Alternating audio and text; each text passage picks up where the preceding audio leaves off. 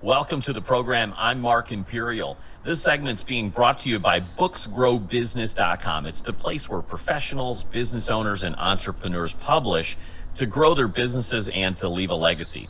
We're doing a series of business spotlights on remarkable people, places, and things from around the country and even in your town. Joining me on this segment is Adam Contras. He's in North Hollywood, and he's the first and longest video blogger, as well as he runs rentthedelorean.com. Fascinating. Adam, welcome to the program. Welcome. I was laughing at how my beard looks. They must think, man, this guy's been doing the video blogging for 50 years. Look at how old he is. I'm growing this out for a movie part, and every time I look at myself, it makes me jump, dude. This is super fun. You do a lot of stuff. You do a lot of crazy, different stuff. So yes. Tell us first and foremost a little bit about rentthedelorean.com. Simply put, I thought it would be a good business to rent out the DeLorean time machine from Back to the Future. Looking for an investment. I have a bunch of video editing skills. I live in Los Angeles. It just occurred to me in about 2014, I bet I could do this. So I found a stock DeLorean, had it built, found different parts, and started renting it out. And my goodness, it kind of blew up. I wasn't ready for just how popular it would get. And it kind of changed my life. It changed everything that I do because it's almost passive income. Other than getting the car there, it kind of sells itself. I don't have to sell anything. You know what I mean? Like if you like Back to the Future, you like that car. And so who are the type of folks that are renting the DeLorean? Are they from all parts of the country or the world? Yeah, even? yeah. I mean, what happened is because the website itself got so big, I ended up getting calls that I can't personally do. So I try to find a person in that area of the country that can fill that need.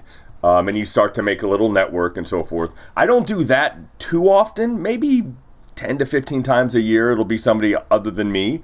But for the most part, it's here in Los Angeles, and it's just everything from a 5-year-old's birthday party to a huge corporate event to, and even through COVID, it didn't do much different. There was at the very beginning of COVID, first few months, everybody kind of just freaked out.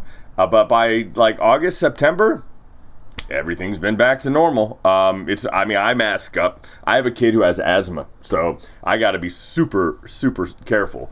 But it's kind of bulletproof when it comes to the want is always there for this car. I'm as surprised as anybody. I had no idea it would go this long. That's fascinating. Is it people get this inspiration out of nowhere, or is it a lot of referrals and people have seen it, and they have to call and do it? Yeah, I'm very lucky. When you type rent DeLorean, it comes up on Google. I think it's more. I'm sure I get referrals. We've never missed a gig. I've kept a streak going, that kind of thing. I'm always professional about it, but I really do think it just comes down to somebody typing DeLorean in a Google search and Rent the DeLorean comes up, very simple marketing-wise, I have to say. I didn't do much work on that end. It's fascinating. You mentioned kids' parties as one example. What's the most unusual use that somebody had for renting the DeLorean? Anything unusual? Yes. I did a screening on the USS Midway, which is a big battleship. It's an airship.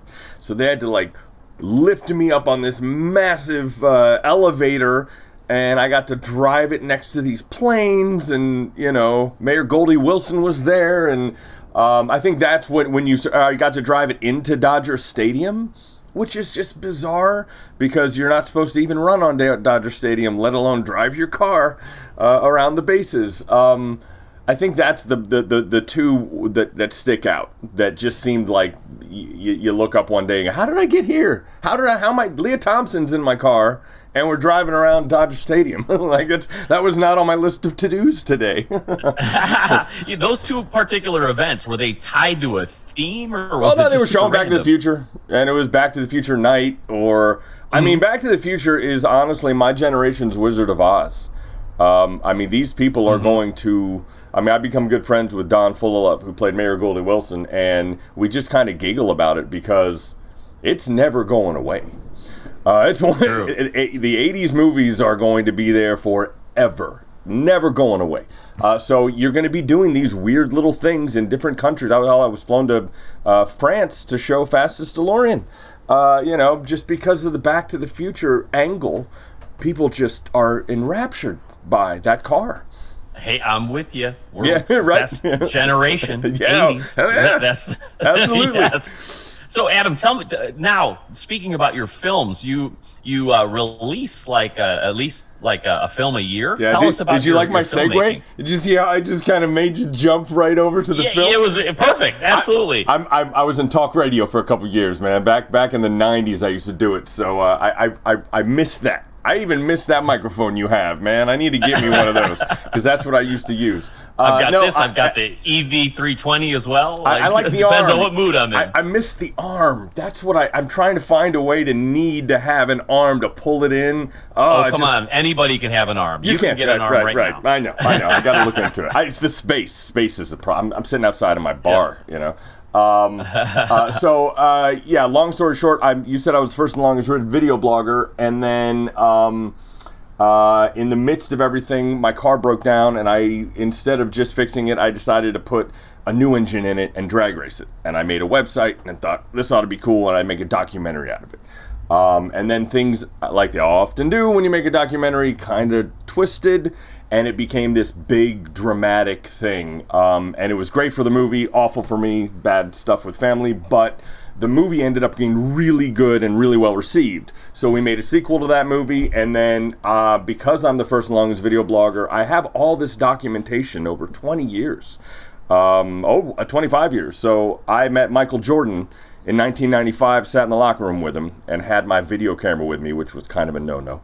And so I made a movie last fall called Meeting Michael, about the 25th anniversary of getting to sit on the court with him, and it was crazy. So I've just been trying to take little stories from my life, and I tend to tell them quite vulnerably and blunt, and I don't always look good. It's very...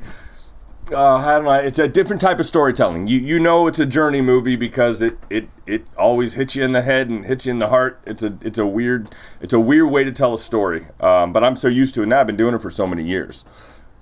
So fascinating. Your last three were Fastest DeLorean 1 and Fastest DeLorean 2. And then Meeting Michael. Meeting Michael. And then the next two are going to be 10-year journey volumes where 2010 Adam talks to 2000 Adam, tells him the story, and then 2020 Adam talks to 2010 Adam.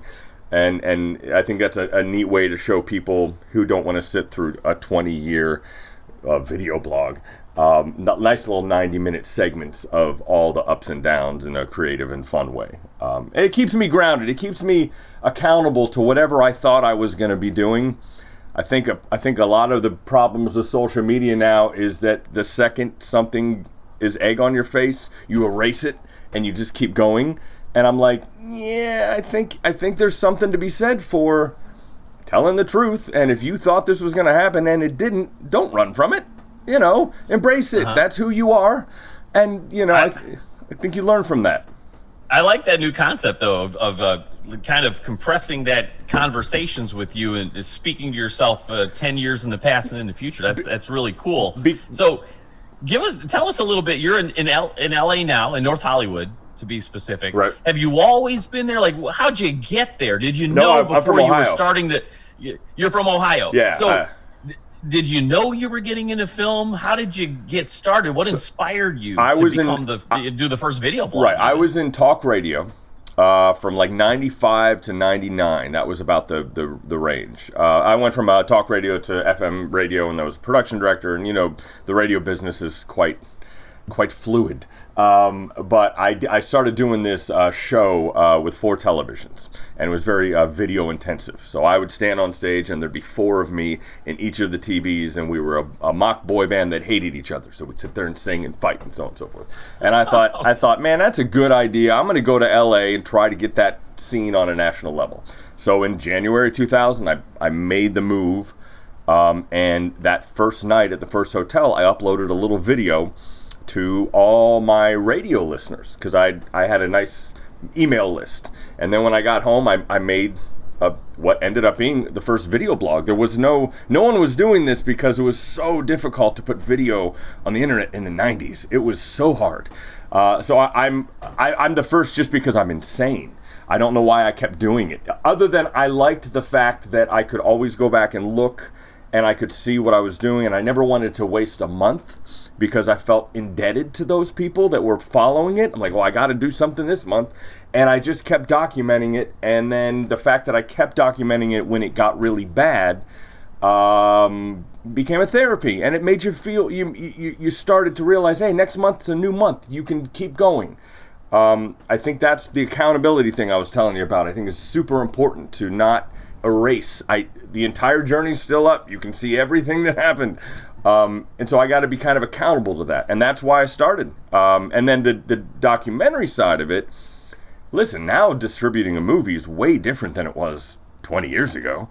Even 10 years ago. Oh, can I say that? I'm sorry. Yeah, you sure can. You just did. No, really? It's okay. I was in Radiohead for a second, and you got to be careful when you're in the radio world. But yeah, that was 10 years ago was even difficult to get good video distribution. But now I got a distributor, so that makes it a little easier. And now, my God, Amazon Prime and Netflix, and there's just so many great ways to view content now. And the best thing now is you can find your tiny little niche and play to them and make a living. Yeah, it might not be an Oscar-winning movie, but there's a group of people that are really rabid and supportive. And if you play to them and you have a nice, it's a really good way to keep your brain going. Is focusing on a tight-knit group and not worrying about all the other stuff. Hey, did that boy band film ever get made, or did that ever get out there? That sounds fascinating to me. I want to see that. That was, we were on CBS for a little bit, on CBS News. It was called Adam and the Egos, and we were in the morning. And that was as far as it got as far as a film being made. And it was part of Living Room Live. It's a long story, but the clips are there. You can find them all. I will be going back in a couple years and doing a reintroduction and that kind of stuff. It was never thought of as a film. That's the problem. It was a stage show, and then CBS picked it up, and so then I kind of catered it to what they were doing and the interactions. We got to be on the Price is Right set, which was neat. I got to do Young and the Restless, so I had all my characters as all these, dramatic people. I've done a bunch of cool stuff with it, but I never made an actual film out of that yet. I will. Yet. I will. That's the key word. I got all the footage, so. That sounds like a lot of fun. Adam, so rentthedelorean.com, Yep. Obviously, for folks that want to rent the DeLorean for a party, for a theme, for whatever it might be. Well, with your other film productions, and you mentioned the footage that's still there on your whole journey. Where do people go to find that? The journey is theofficialjourney.com. If you want to go that route, you're going to be kind of crazy to do that. On YouTube, I have a channel too. YouTube was way after I started, so I've never. Yeah, you must have been using like some clunky software in the 90s. I had to host YouTube? everything. I had to host everything. Yeah. It was really hard. So I've done that myself around 97. Yep. I think it was 98, using the weird software, putting the video on your host. And then Macs and PCs couldn't see the same freaking video. So you had to make, if you have a Mac, you can get this player. If you have a PC, you can have this player, and the videos were this big. It was really hard. So I've never been like a YouTuber. All my stuff is on YouTube, but it's more just like for organizational purposes because it makes it easier for me. But your best bet for the film stuff, just go to Amazon Prime and type my name, Adam Contras, and the 3 films come up, and use at your own leisure. Awesome. So are those the best ways to connect with you? RentTheDeLorean.com, Amazon Prime. Yep, and Facebook. I've got a public page on Facebook. All the normal ways you would find somebody like me. Yes. Perfect. Adam, I really appreciate you taking the time and sharing your fascinating journey and your story with my audience today, and I wish you continued success for RentTheDeLorean.com and all your film projects. Thank you, man. Great talking to you. My pleasure. Adam Contras, first and longest video blogger. He runs RentTheDeLorean.com. and releases at least a film a year. Fastest DeLorean 1 and 2 and Meeting Michael. Definitely check them out. This segment's been brought to you by booksgrowbusiness.com. It's the place where professionals, entrepreneurs, and business owners, business leaders, it's where they publish to grow their businesses and to leave a legacy. That's all for now. I'm Mark Imperial, and thanks for tuning in. And we are clear. Good job. That was awesome. That was fun. Hey, I appreciate that, Adam. Yeah, this is good times, man. So I'll get this up published in a couple of days, and I'll shoot you over a link and a graphic. What is your end goal here? I'm dying to know what you're doing with all this stuff. Well, what I do is I just get out there all the time, be more prolific than I am good. Right. So I allow people to tell their stories, because as my guests share it and as the stories just get out there, people are being led to me to publish books. Right. Like, it's one of the ways that my publishing company gets people to come in and say, hey, they publish books, I need that. Got it. It's my organic reach, if you will. No, it's cool. Being able to do this, it cuts down on my paid advertising. Yes, it does. That's awesome. Well, congratulations. Literally the only reason I responded to that email, I was so impressed with how efficient and how clearly I was like, dude, this guy's is a smart way to do it. I was just totally impressed with the business aspect of it. So, thank you for the kind words. Best of luck. If I could ever be of any help or with ideas or whatever, feel free to reach out. But I'll get this out to you. And of course, if you ever wanted to share your story, I think it's worth telling on. I have so many outlets for that. I've been asked to write a book probably every other year for the past 10 years. Right on. I like film better, because I'm just kind of a junkie in that, right? But I get the book publishing thing, believe me. The money is, I hear you loud and clear. So. And even just to get that part of search on Amazon, too. Oh, yeah. You're on Amazon Prime already. Dude, it's crazy. Yeah, no, I was going to write a book called Go Vlog Yourself. I've had a whole bunch of different... It's you've got to pick your energy, like at some point you're going to get spread so thin you're going to lose everything else you're doing. So absolutely. You don't want to have too many plates spinning in the air. And boy, I'm the plate spinningest dude I know. So, all right, you go. Adam. I know you got other people to talk to. We'll talk soon. Thanks, my friend. Talk soon. Take care. Bye-bye.